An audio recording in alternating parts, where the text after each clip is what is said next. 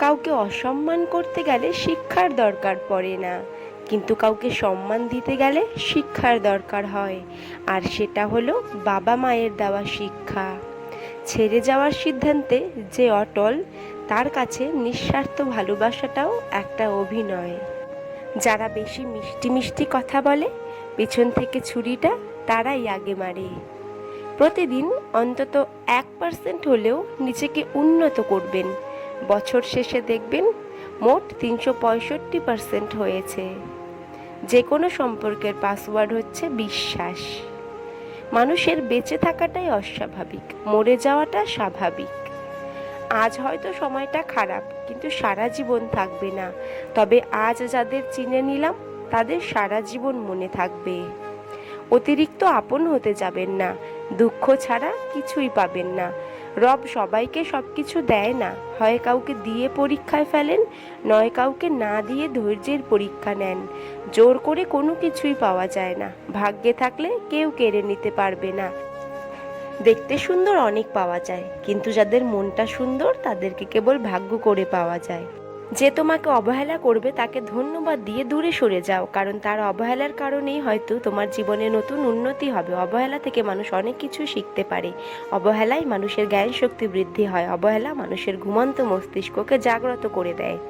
কাউকে যতই কাছ থেকে চেনো না কেন, মন খুলে সব কথা কখনোই বলো না। মনে রেখো, এই যুগে বিশ্বাসের মর্যাদা কেউই রাখে না। জীবনে যদি বারবার পড়ে যান, তবে পথটাকে বদলান, স্বপ্নটাকে নয়। কারণ একটা গাছ তার পাতা বদলায়, জায়গা নয়। মনোবিজ্ঞানীরা বলেন, কেউ যদি তুচ্ছ বিষয়েও অনেক হাসেন, তবে সে ভিতর থেকে খুবই একা। যদি কেউ অতিরিক্ত ঘুমায়, তাহলে সে অসুখী। যদি কেউ কম কথা বলে, কিন্তু যেটুকু বলে খুব দ্রুত বলে, তাহলে সে কিছু গোপন করছে। যে কাঁদতে পারে না, সে দুর্বল প্রকৃতির। যদি কেউ অস্বাভাবিকভাবে খাবার খায়, তাহলে সে কোনো মানসিক চাপে আছে। যদি কেউ একটুতেই কেঁদে ফেলে, তার মানে সে নিরীহ এবং কোমল হৃদয়ের। যদি কেউ ছোটোখাটো বিষয়ে রেগে যায়, তার মানে তার ভালোবাসার দরকার। কথা বলতে যতটুকু যোগ্যতা লাগে, নীরবতা অবলম্বন করার জন্য এর চেয়ে অনেক বেশি যোগ্যতা লাগে। কাঁটা থেকে বাঁচার জন্য যেমন পায়ে জুতো পরা উচিত, সারা পৃথিবীতে কার্পেট বিছানোর দরকার নেই, ঠিক তেমন যদি তুমি শান্তি চাও, তাহলে নিজেকে বদলানোর চেষ্টা করা উচিত, অপরকে নয়। সৎ এবং মহৎ লোকেদের সমালোচনা করা খুবই সহজ, কিন্তু তাদের মতো হওয়াটা অনেক কঠিন। প্রেম করলে ঝগড়া হবেই, ঝগড়ার পর যদি আবার দুজনের মিল হয়, সেটাই ভালোবাসা।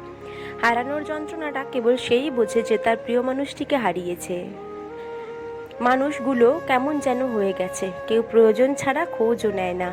আমরা সব সময় মনে করি আমাদের স্মৃতিশক্তি খুবই দুর্বল, কিন্তু যখন আমরা কাউকে ভুলতে চেষ্টা করি, ঠিক তখন বুঝতে পারি আমাদের স্মৃতিশক্তি কতটা শক্তিশালী। স্বার্থপর মানুষেরাই জীবনে ভালো থাকে, বাকিরা কেবল অপরকে ভালো রাখে। মানুষ কখনো ইচ্ছে করে বদলায় না। কিছু মানুষের অবহেলা, কিছু মানুষের স্মৃতি, কিছু মানুষের ব্যবহার আর পরিস্থিতি ও সময় মানুষকে বদলাতে বাধ্য করে। জীবন অভিজ্ঞতা থেকে বলছি, যত একা থাকবেন তত ভালো থাকবেন। বছরের পর বছর ধরে একটা মানুষকে কখনোই ভালো লাগতে পারে না। যদি লাগে, তবে সেটা ভালো লাগা না, সেটা আসলে ভালোবাসা।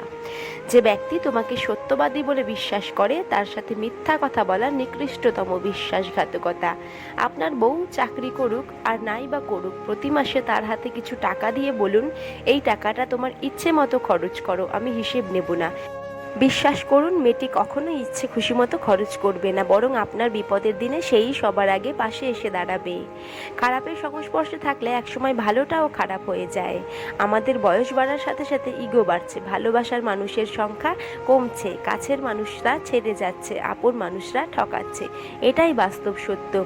প্রিয়জন হারানোর চেয়ে ঘর হারানোর ঢের ভালো। ঘর হারালে পথে থাকা যায়, কিন্তু প্রিয়জন হারালে না পথে থাকা যায় আর না ঘরে থাকা যায়। জীবনে কাউকে পাওয়াটা বড় কথা না, আপনি যাকে পেয়েছেন তাকে জীবনের শেষ পর্যন্ত কাছে পাওয়াটাই বড় কথা। সব ক্ষেত্রে অতীতকে ভুলে যাওয়া ঠিক নয়, কিছু ক্ষেত্রে অতীতকে মনে রাখা জরুরি, অতীতকে শ্রদ্ধা করা জরুরি। কারা আপনার বিপদে পাশে ছিল, কাদের মাধ্যমে আজ আপনি সফলতার চূড়ায় পৌঁছাতে পেরেছেন ইত্যাদি, এসব আপনি কখনো ভুলবেন কি করে?